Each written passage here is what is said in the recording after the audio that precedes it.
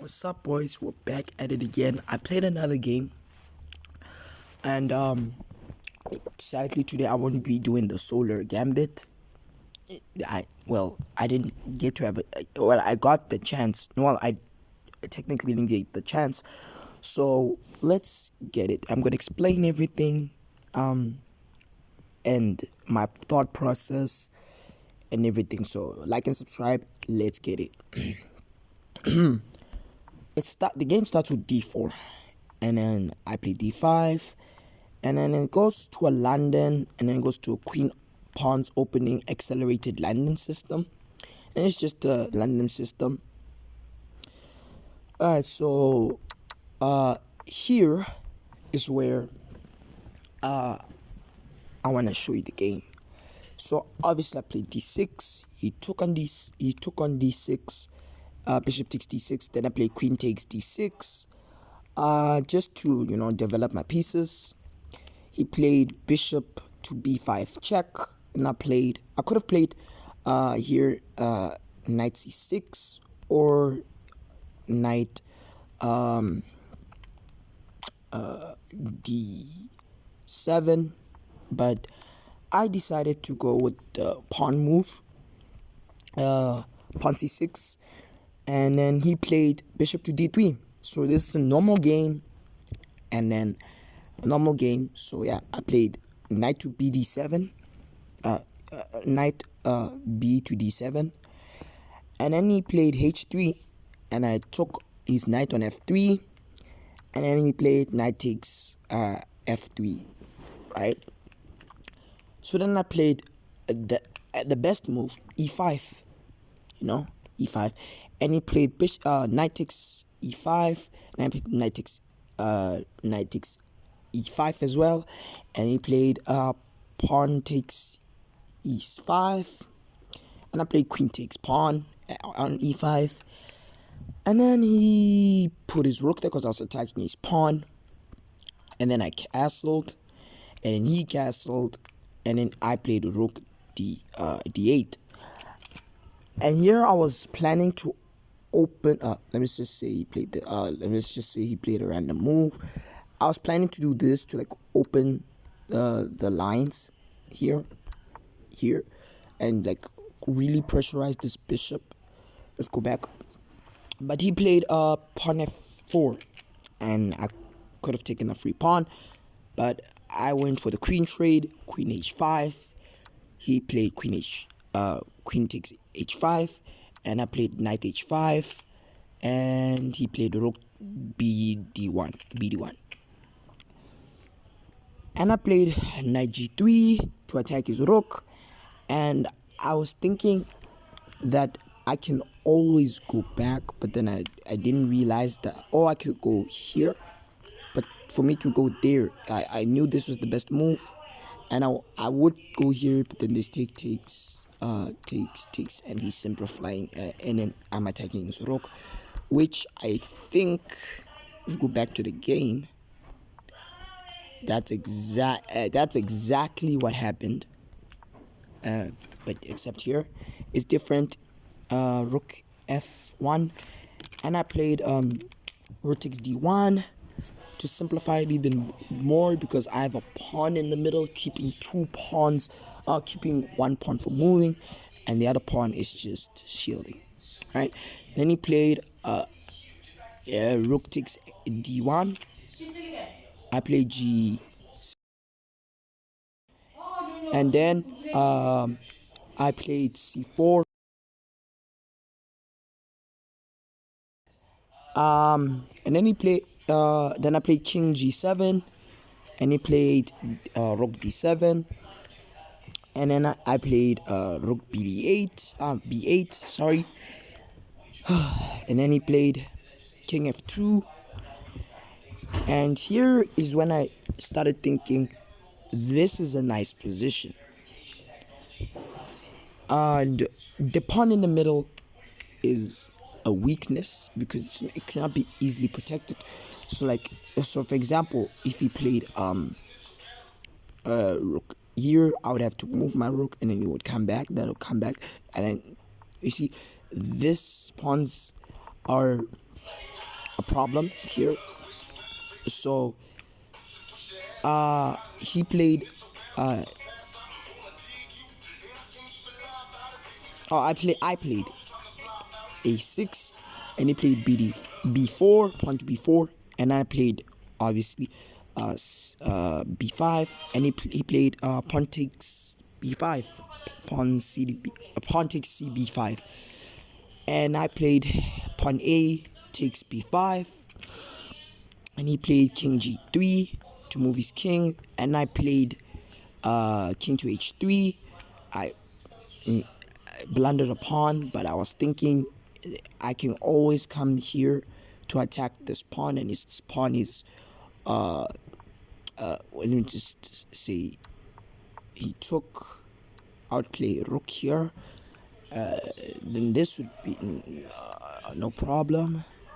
This is defendable, but it's not a nice position. I saw all of this, but I thought it's good enough for me to survive. Plus, I didn't think he was gonna see it. Then he played king h4. Here I should have dropped back. It would have been a drop, but then I played pawn to f5 to control squares for the king. And here's when it started going downhill. I played g4, and I was like, holy crap, this is almost checkmate. And I was about to resign up until I saw this here and go here. It's the same thing. It's just that it's out of checkmate, and I can always this is a move his pawn. No, that would be the move. This is he moves up, and I can always attack this pawn again. But yeah, the game thinks I'm losing here because of this move, and I can't. I have to go there, and he's so controlling. Yeah, it's not a good position, but obviously I foresaw that, so I did the moves. And yes, he took with king takes g4. The game still thinks he has an advantage, but not a big one. Then I played rook a8, and he played rook d6 to attack my pawn. Then I took his pawn. He took my pawn, and I gave him this check, and he went back. Yeah, and then I saw that I can attack a pawn again. And he played f5. Which I played king g7, and he played f6 check, and I played king f7 again, and then he played king g5, and I played rook to g2 check, and he played I was saying if he goes here, I go here check, he takes my pawn, I take his pawn, he takes my rook, I take his rook, and it's not so clear. My bad. It's not so clear who's winning here. It's not so clear. Not so clear. Actually, yeah, this was a. Anyways, it would have been an endgame, alright? It would have been an endgame. Well, it is an endgame, but it would have been an interesting endgame.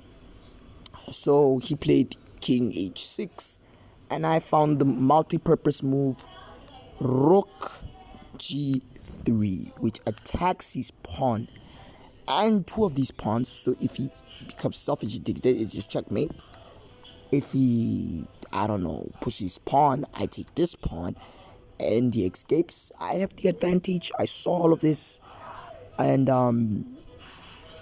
what happens if you do that? Okay, and my opponent fell for king takes h7, and I played rook takes h3 checkmate.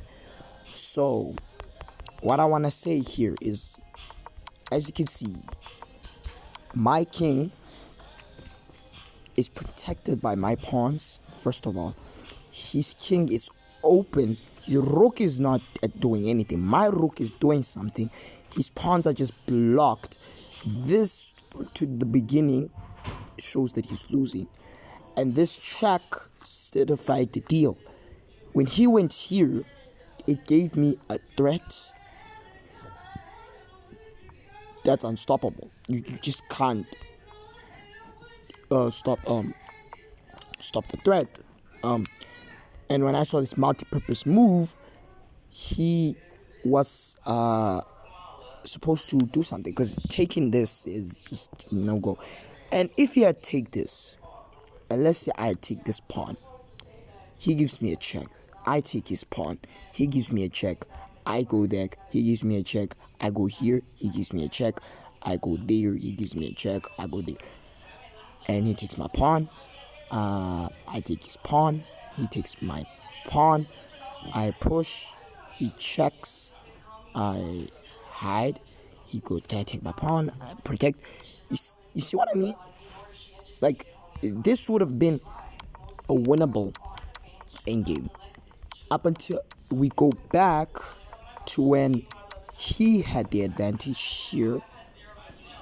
All he had to do is do this, take with this pawn.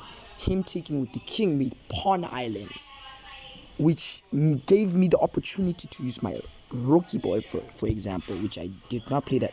I didn't play that move, I think. Yeah, well, I did, which gave me attacks on his king, which ended up to his doom.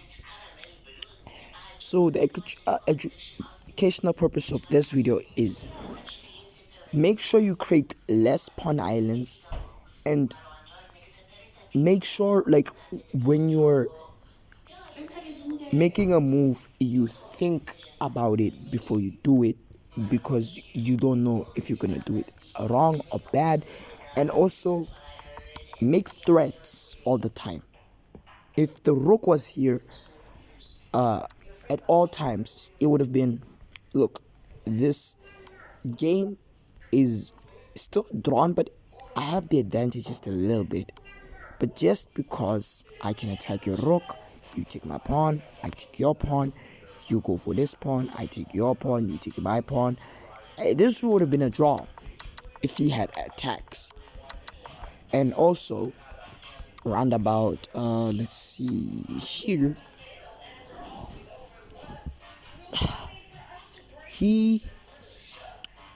this is an equal game up until he started checking me, and he gave me opportunity to develop in such a way that I get the attack first.